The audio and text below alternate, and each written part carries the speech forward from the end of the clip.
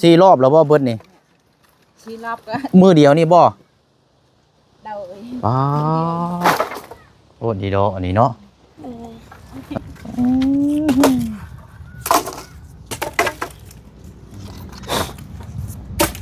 น่ะบ้างนะแก้วพอดีไงเอ้าพอดีเลยนี่เนาะโอ้ยไอ้กี่ดีนี่พอดีเลยเตียงอยู่หน่อไม้ถุงกะจักหน่อไม้พางจักหน่อไม้ไล่จักหน่อไม้บงเลยนี่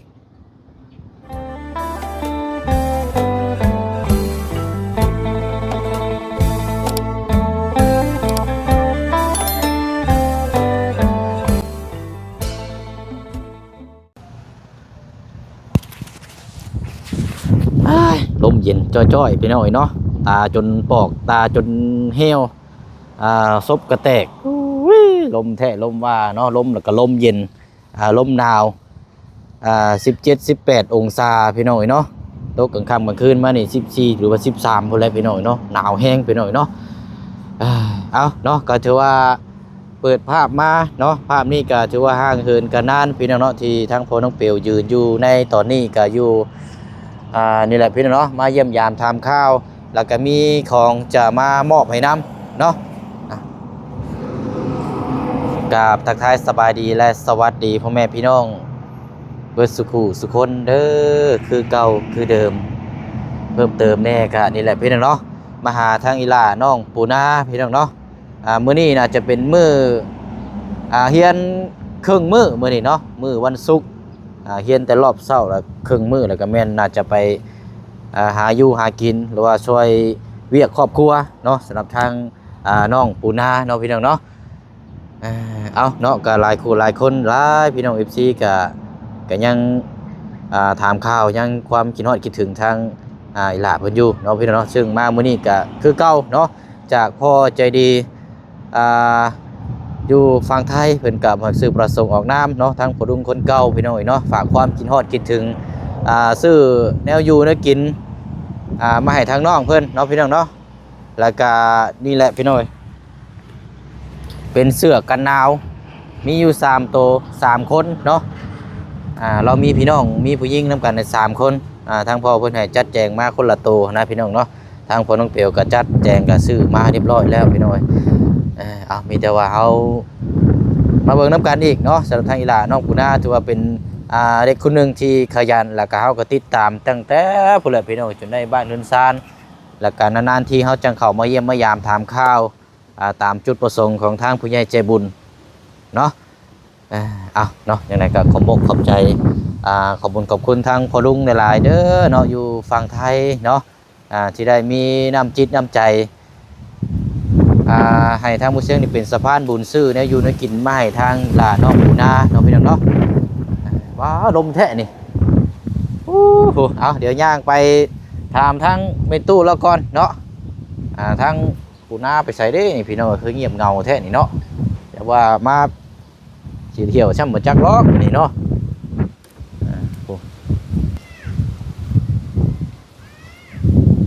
นี่ก็จะเป็นรูปร่างบ้านเคื่อนซานใกล้จะผ่านพ้นไปในรอบ1 ปีได้นี่พี่น้องเนาะใกล้โจจี้เข้ามาเลยวันเวลานี่แป๊บเดียว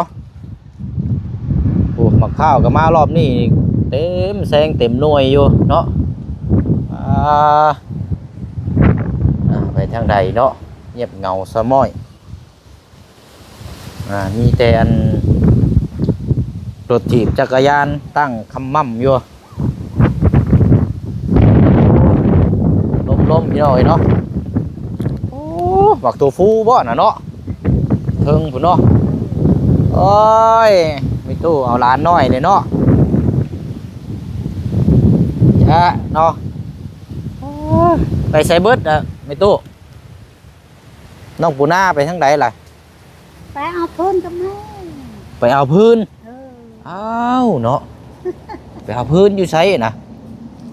พื้นนะไกลเติบอยู่บ่มองไปเอาบ้านนี้บ้านทางจีดน่ะไม่บิ๊กจีดนะบ่ได้ไกลปานใดบ่ได้ไกลดิอ๋อไปเตอหึงนะบ่นะแต่หกงดไปเราสิมาจังมุ้งซะเนาะแม่เอาไปกลับมา อีก อ๋อคือแม่เรานั่นเอามาแล้วเที่ยวนึง โดย แล้วกลับไปเอาน้ำลูกอีก โดยแล้วไปเอาพื้นลูกมันมัดช่อยนะ อ๋อโอ้ยเนาะเฮ็ดเวยกเฮ็ดงานเนาะ โดย โอ้ เนาะเธอบ่ได้มีพายุบ่แก้วตาก็บ่ได้อยู่บ่ แต่ตาไปเอาหน้ำไม้ แก้วตาน่ะไปหาหน่อไม้ ไปหาหน้ำไม้ อืม โคนาดไปหาหน้ำไม้ เออ ไปเอาพื้น ๆเนาะสิเฮิงเติบบ่ซะเนาะเพื่อเพิ่นสิมานี่เนาะจักหน่อยบ่อืม จังเที่ยวมา อ้ายเนาะเอานี่ยินว่ามื้อวานมื้อก่อนนี่ทางอันน้องหางมาดินนำใช่บ่อย่าทางน้องหางมาดินอยู่พี่บ่มาเยี่ยมมายามพี่บ่ โดยลูกไปลิ้น อืม นางหางไปลิ้น มากับทางผัวเราเนาะ มาเยี่ยมมายาม ไปเอาไปเอาเมื่อปลูกนี่ อ้อยบ่ อ้อยนี่ เห็นอยู่เห็นเราปลูกอยู่เนาะอ้อยน้ำเพื่อนเจ้านี้เนาะ นี่ไรเอ้ยกับปลูกนี่ เอ ปลูก อ ลาย โดย เห็นนั่นลูกใหญ่เอามา มาเยี่ยมมายามเนาะมันก็บ่ได้ไกลปานใดจากบ้านซะแล้วมานี่เนาะเอาซะเนาะเดี๋ยวรออีกจักหน่อยเนาะรอจักหน่อยไปหาพื้นหาได้อยู่ได้กินอยู่เนาะ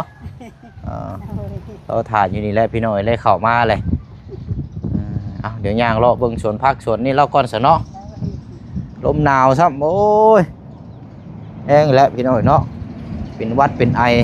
น้ำมูกไหลไข้ย่อยไปแล้วอ๋อทุกคนเปียงอยู่หน่อไม้ถุงกะจักหน่อไม้พางจักหน่อไม้ไล่จักหน่อไม้บงเลยนี่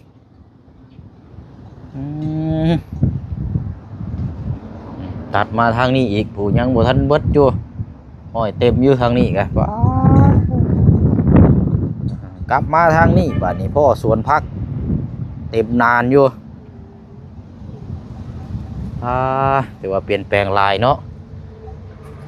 มารอบนี้ก็มีสวนผักก็ปลูกของพังหลายสิ่งหลายอย่าง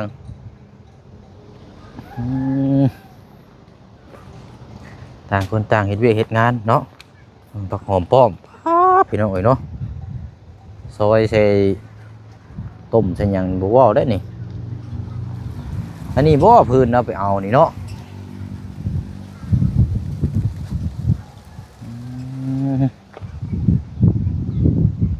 เอาอันนี้ก็ห้องน้ำเนาะ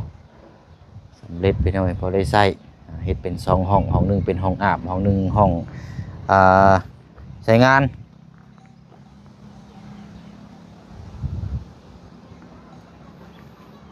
ตอนนี้เวลาบ่าย2 โมงน้อยๆพี่น้องเนาะเอาเดี๋ยวทางพ่อน้องเปียวสิได้ขอสต็อปไว้ก่อนพี่น้องเนาะรอเบิ่งทางน้องปูนามาแต่หาพื้นหรือว่าหาเนื้ออยู่เนื้อกินติดตามเบิ่งน้ำกันเนาะ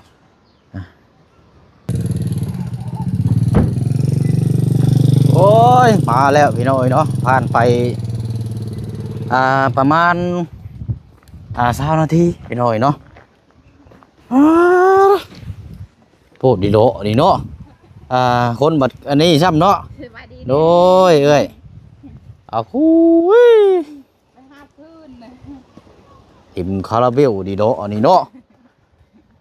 ผู้หญิงแต่ว่าเกินได้นี่พี่น้องเนาะ ขมังขมังอยากไป จำเป็นนี่แล้วแหละอันนี้เนาะเบิ่งคันบ่แข็งแห้งนี่รอนี่ล่มแล้วก็มองเลยได้นี่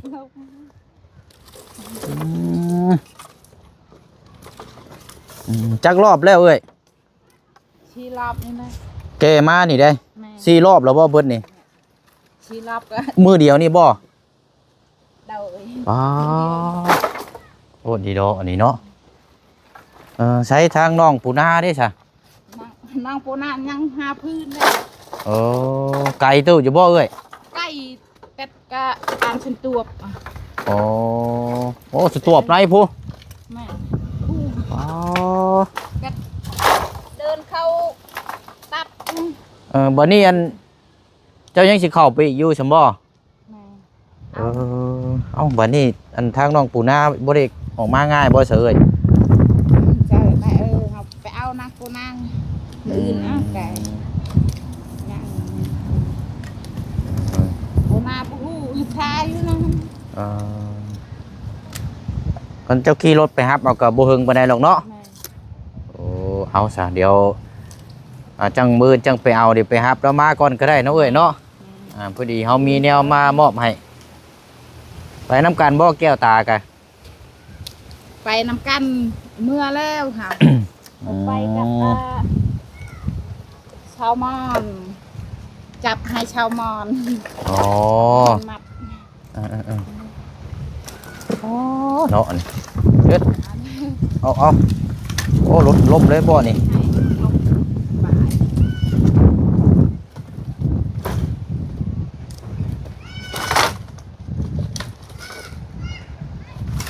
ปีกายนี่เอ้ยเฮียนหลอดในเราผู้ได้แต่เก่าผู้ขับ อ๋อเจ้าหาก็ขับรถเป็นนี่บ่ แม่ปีกาย โอ้หาก็ขับรถมอเตอร์ไซค์เป็น แม่เอ้ย บัดนี้ บาดมดมีตีนล่มตลอด เพื่อสิขับเป็นเนาะ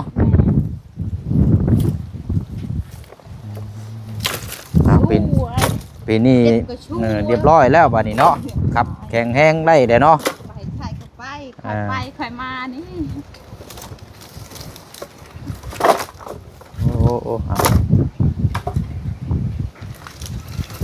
โอ้เอาเลย ไ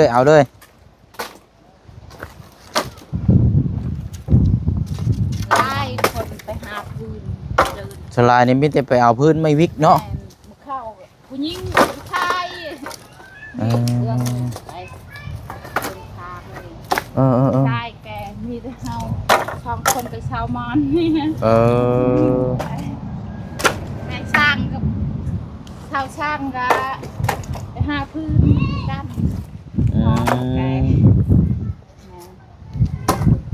เอาเดี๋ยวเอ้ยไปรับน้องปูนามาก่อนเนาะเดี๋ยวเฮาถ่าอยู่นี่เด้อเอาพูนเอาแล้วจังไปเอาอีกก็ได้เนาะมื้ออื่นบ่บัดนี้โอเคเอาเบิ่งเด้อสายอันนี้เนาะม้วนดีๆเด้จังหน่อยว่าโค้งใส่ตีนถนนมุนกันป้าเด้ออันยังอยู่แล้วไปเนาะเดี๋ยวไปรับทางน้องปูนาก่อนเนาะเรากับพี่น้องแล้วสิถ่าอยู่นี่อีกก้อนเนาะโอ้ยลมกับลมหนาวเอ้ามาจะใช้นะมาจะใช้ แต่หาหน่อไม้ หาหน่อไม้ โดย ใช้เอื้อยเจ้าด้วยค่ะ เอื้อยไปหาพื้น ไปหาเพื่อนกับแม่บ่ โดย โอ้ใช้หน่อไม้อยู่ใช้นะอ้าวเนาะเอาเบิกก่อนซะจักเด็กจังน้อยโอ้ขยันแท้นี่เนาะ มีน้องมีข่อย นั่นนี่เจ้าหา โดยน้อย บักละลายเนาะพวกโอ้เก่งแท้นี่อันน้องเจ้ากับแม่นบ่นี่นะ โดย โอ้เราก็หาเป็นเนาะน้องเจ้าก็เนาะโอ้เก่ง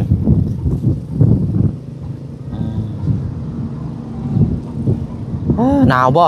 โดย หนาวแห้งเนาะ โดย อืมไปก็ไปกับน้องสองคนนี่บ่หาหน่อไม้ ไปกับหมู่ ไปกับหมู่ โดย น้ำกันจักคนลูก 4-5 คน 4-5 คนใครอยู่อย่าไปคนเดียว2 คนได้จูดจับไปได้เนาะ โดย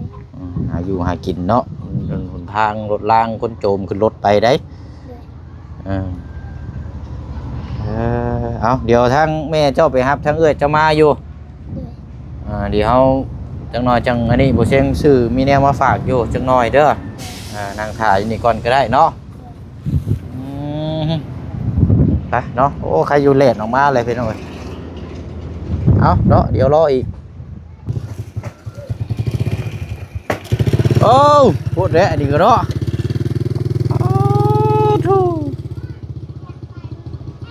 หาพื้นพี่น้องเนาะสลายมิติผู้ยิ่งเลยพี่น้องเนาะหาพื้นหารัวนี่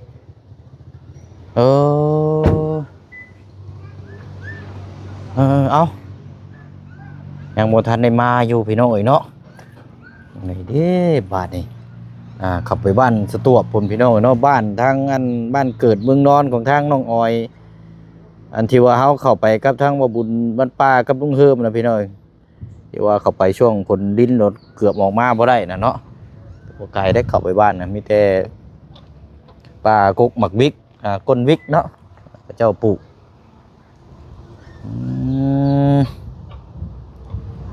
จังได๋ซะเฮาบาดนี้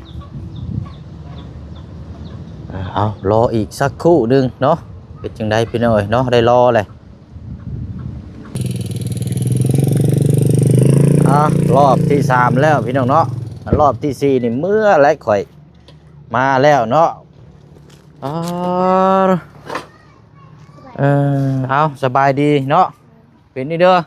ไปหาฟืน นักเรียนมื้อนี้เรียนอยู่แม่นบ่มื้อนี้ลูก บอก เอาบ่ได้เรียนบ่มันสุก อาจารย์ข้าลูก เดี๋ยวเอาไปหาพื้นเนาะ โดย ป้าจะเอาลงพื้นลงซอยแม่ก่อนจังน้อยเนาะเดี๋ยวจังมาเบิ่งอันนี้มีเนี่ยมามอบให้รอบนี้ก็ยังบ่ได้ยอมเนาะเลยทั้งคนทั้งเอาพื้นมาพร้อมอีก แบบบ่ให้เสียเที่ยวเลยนะนี่เนาะ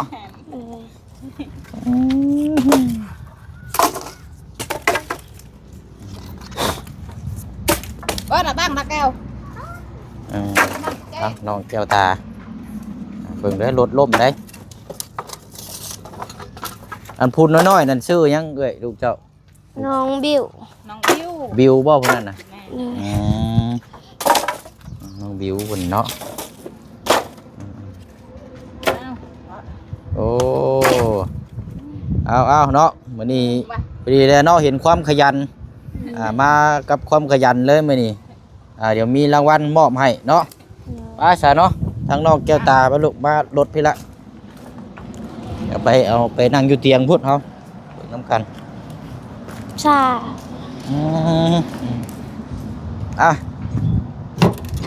อึ๊บมีแต่แนวกินคือเก่าเนาะ เลย อันนี้มี2แก๊สตามมาไข่แล้วก็ทักอย่างแรกนี่พี่น้องเดี๋ยวไปเบิ่งน้ำกันอีกตัวนี้แล้วสำคัญนี่ เลย มันหนาวเลยแล้วก็กระเทียมเนาะเอาใช้น้องเจ้าเด้มาเอาซอยกัน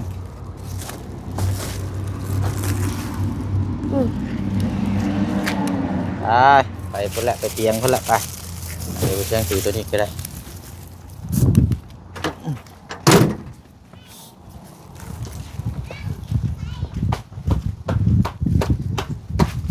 ใช้น้องวิวเด้น้องวิวมานำอยู่ฮะ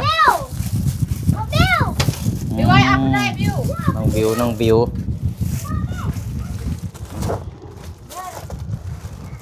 โอเคเอาอันนี้ขนมแบบช็อกโกแลตเด้นี่เด้อ เลย มีสองรสอันนี้น้อยๆนึงก็ตัวได้นี่40,000บ่ได้นี่แพงแล้วมีน้ำปลาแล้วก็นี่แหละเนาะเป็นไข่เป็นอย่างนี้นู่นได้กิน ป้า นะมานั่งพี่มานั่งเลี้ยงกันนี่ก็ได้นี่3ชาวโตเราเนาะเนี่ยกินบ่ แม่ ม ไปหาฟืน มากระบกเนาะเลยเอาใส่เนาะเดี๋ยว เลย มีอยู่ในถุงนี่แหละให้ทางผู้เอ้ยก็ได้เบิ่งด้วย เลย เลือกเบิ่งเด้อกันบ่พอดีก็อย่าว่าได้เนาะแต่ว่ามันอยากโปรเช่งอยากซื้อเพื่อมาใหญ่ไว้หั่นแหละเพราะว่ามันเริ่มมือเฮาเริ่มสิใหญ่อยู่แล้วเนาะกันบ่ใหญ่ก็ใส่เสื้อลายตัวเอามันก็แม่นนี่หรอก เป็นเสื้อเสื้อกันหนาวลองเบิ่งเนาะ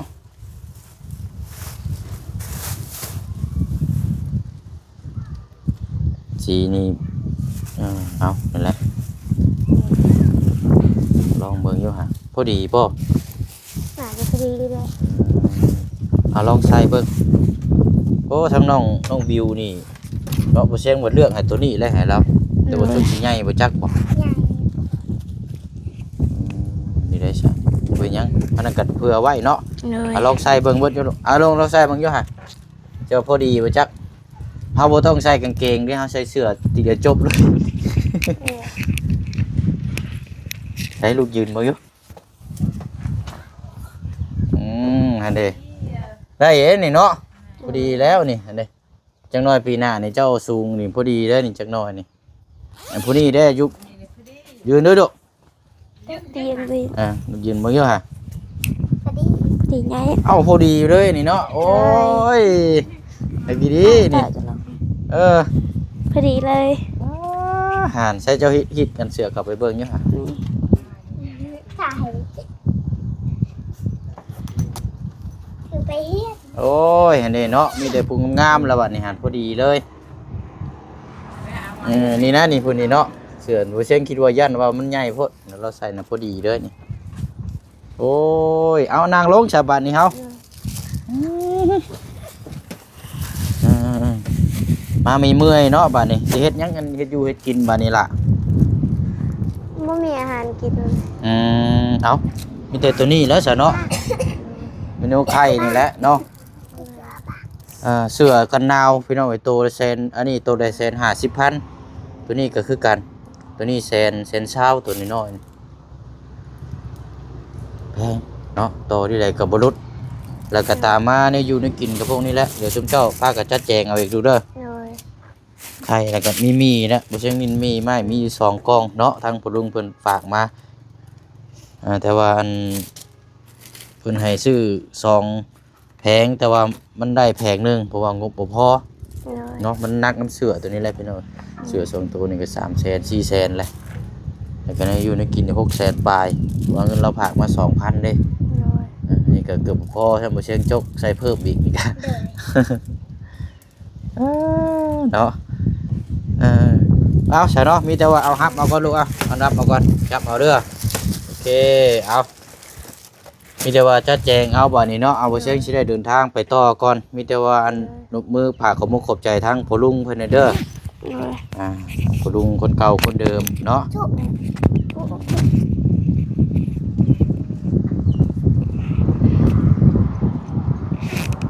เอาเนาะเอานกมือลูก ฝากกำมุกขอบใจเด้อทางพ่อลุงที่เคยฝากให้น้องปูนากันออกเงินเดือนพ่อลุงขอให้พ่อลุงเพิ่นอยู่ดีมีแห้งสุขภาพแข็งเงินที่มอบให้น้องปูนาครั้งนี้ขอให้ได้กลับคืนมา100 เท่าพันเท่าเด้อสาธุ เอาน้องแก้วตาแล้วก็น้องบิวเนาะ เลย โอ้ยพี่น้องเนาะแป๊บเดียวเนาะใหญ่เบิดเลยเป็นสาวเบิดเลย เลย ป้าชะเนาะเก่งๆเนาะมื้อนี้ก็ถือว่าซอยเวียกซอยงานทั้งนี้ก็หาอยู่หากินทั้งนี้ก็ซอยแม่หาเอาพื้นเอารัวเยี่ยมเลยเนาะป้าเสร็จเด้อเดี๋ยวบ่เชียงสิเดินทางไปต่อก่อนเนาะเพราะว่ายังมันค่ำไว้พี่น้องไปเวียกต่ออีกก่อนเดี๋ยวพุ่นละมามื้อหน้ามื้อใดก่อนจังสิมาเยี่ยมยามถามข่าวใหม่ เลยผักก็ยังบ่ได้ใหญ่อยู่ บ่เป็นหยังพักนำพอได้กินอยู่ให้มันใหญ่กว่านี้ก่อนก็ได้เนาะก็สิของฝากของต้อนกัน นี่แล้วมาแล้วเห็นกองปลูกกองพังเนาะเต็มอยู่โอ้ยนี่แหละพี่น้องดูความขยันบ่อึดปากอึดท้องหรอกพี่น้องเนี่ยอยู่ได้กินสบายบัดนี้เนาะ เลย ไปเด้อบัดนี้เด้อเอาอยู่ดีมีแห้ง เลยสบายดี เอาเด้อเด้อโดยเอาพากันอันจัดแจงเอาบัดนี้เนาะนี่แหละข้าวต้มขนมพากันไปอยู่ให้กินเนาะมื้อแดงมื้อดำเบิดเนาะ กะนั่งเมื่อ เออ ไปเอาหน่อไม้ดอกให้นังเลย โดยเอาบางพังเบิ่งก่อนเด้อเด้อ นิ่นกะเอ้ยเฮ็ด โดยพังเบิ่งก่อนเนาะจังว่ากันพี่น้องเอ้ยเดี๋ยวมาเยี่ยมยามถามข้าวไหมไปเนาะเดี๋ยวว่าเอามอบรางวัลขยันมอบความสุขให้ทางน้องๆเพิ่นอีกรอบหนึงมื้อนี้ก็นอกจากทางพ่อจะดีฟังไทยทางพ่อลุงเนาะทางพ่อลุงเพิ่นก็มาซื้อประสงค์ออกนามถือว่าช่วยเหลือเบื้องต้นเนาะตามเงินเดือนของทางพ่อลุงพี่น้องเนาะวันนี้ก็เป็นอีกกำลังใจหนึ่งเนาะที่ทางพ่อลุงมีเมตตาของทางน้องๆหนูๆนี่แหละพี่น้องเนาะโอ้ดีใจนำพี่น้องเนาะใส่เสื้อกันหนาวอีกก็ได้จัดแจงตามที่ทางพ่อลุงที่แจงมาเนาะพี่น้องเนาะแต่ว่าก็ยังขาดลายอยู่แต่ว่างบบ่ทั่วถึงเนาะ อันนี้ก็ยังบ่พอใช่บ่เชียงก็เลยจกใส่เพิ่มอีกนิดนึงพี่น้องมันหนักน้ำเสือนี่แหละเนาะเสือพอพลุงเราฝากมา 2,500 2,000แล้วหักค่าเปอร์เซ็นต์ไปอีกได้สิเหลืออยู่1,940 บาทเนาะเนี่ยพี่น้องฮักคุณกี่มันก็ซื้อเครื่องของมีแต่แนวแพงๆเนาะในอยู่ในกินชมบุรีก็โอ้ยเอาเนาะขอบใจขอบคุณพ่อลุงในหลายเด้อเนาะขอให้พ่อลุงพร้อมครอบครัวเนาะอยู่ทางฝั่งไทยจงมีแต่สุขภาพร่างกายแข็งแรงธุรกิจการงานการสร้างก็ขอให้ราบรื่นเนาะโชคมานร่ำรวยธุรกิจต่างๆก็ขอให้ราบรื่นบ่ให้คัดบ่ให้คล่องให้โชคให้มานตลอดปีและตลอดไปเนาะบ๊ายบายเด้อพี่น้องเด้อพบเจอกันในคลิปหน้าพอนี้ไปลาไปก่อนเนาะสบายดี